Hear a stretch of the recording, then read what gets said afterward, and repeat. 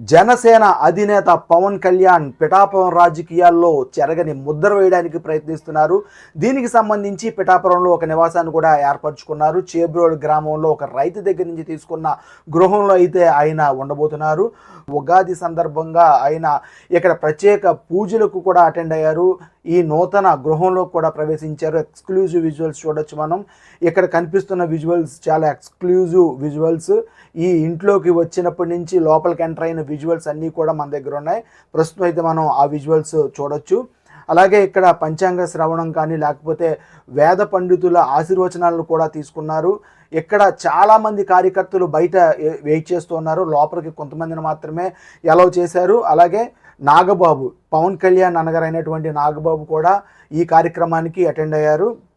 అలాగే మనకి తెలిసిన విషయమే 5 కోట్లు చిరంజీవి గారు ఇచ్చారు. ఆ కార్యక్రమంలో కూడా నాగబాబు ఉండడం, అప్పటి నుంచి కూడా నాగబాబు ఎప్పుడు పిఠాపురం వస్తాడు లేకపోతే చూద్దామని చాలామంది అభిమానులు ఎదురు చూసి, అలాగే RRRగా గుర్తింపు పొందిన రఘురామ కృష్ణరాజు గారు కూడా పవన్ కళ్యాణ్ని కలవడానికి వచ్చారు. పవన్ కళ్యాణ్ని ఎందుకు కలుస్తున్నారంటే ఆయనకి ఇంకా ఎంపీ సీటు కానీ ఎమ్మెల్యే సీటు కానీ ఇవ్వలేదు. కూటమి తరపున ఆయన పోటీ చేయాలనే నిర్ణయం అయితే గతంలో అంటే ఏ పార్టీలోని జాయిన్ అవ్వకముందే ఆయన నిర్ణయం తీసుకున్నారు. ఎంపీనా ఎమ్మెల్యేనా అనేది క్లారిటీ లేకపోయినప్పటికీ కూడా ఆయన ఈ ఎన్నికల్లో అయితే పోటీ చేస్తాను, చట్టసభలకు వెళ్తాను, అది ఎమ్మెల్యేగానా ఎంపీగానా అనేది తెలియదు అంటున్నారు. ఈ సందర్భంలో పవన్ కళ్యాణ్ని కలవడం కూడా చర్చనీయాంశమైంది.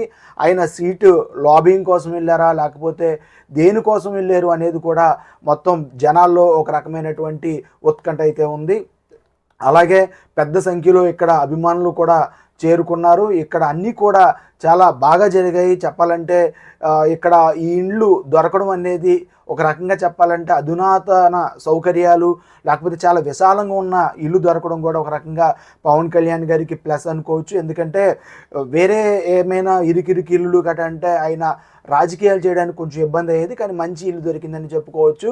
అలాగే ఇది బైపాస్ ఆనుకుని ఉంది. సో ఆయన ఎప్పుడైనా సరే ఎక్కువగా ఆయన ఫ్లైట్ మీద వస్తున్నారు కాబట్టి అక్కడ రాజమండ్రి నుంచి చోపర్ ద్వారా గొల్లప్రోళ్ళు చేరుకుంటున్నారు. అక్కడ ఎలిప్యాడ్కి సంబంధించినటువంటి అక్కడ ఆగుతుంది కాబట్టి అక్కడి నుంచి ఇక్కడికి రావడానికి కూడా చాలా ఈజీ. ఇక్కడి నుంచి ఎక్కడికైనా వెళ్ళడానికి కూడా రోడ్డు మార్గం కూడా చాలా బాగుందని చెప్పుకోవచ్చు. అలాగే ఈ కార్యక్రమంలో అందరికీ కూడా ఉగాది పచ్చడిని అయితే అందరికీ కూడా సర్వ్ చేశారు. అలాగే ఉగాది పచ్చడితో పాటు అక్కడ విందును కూడా ఏర్పాటు చేశారన్నమాట. మొత్తానికి ఉగాది సెలబ్రేషన్స్ అయితే చాలా బాగా జరిగాయి. ఇక పవన్ కళ్యాణ్ ఈ ఇంటి నుంచే తన రాజకీయంగా ముందుకెళ్ళబోతున్నాడు.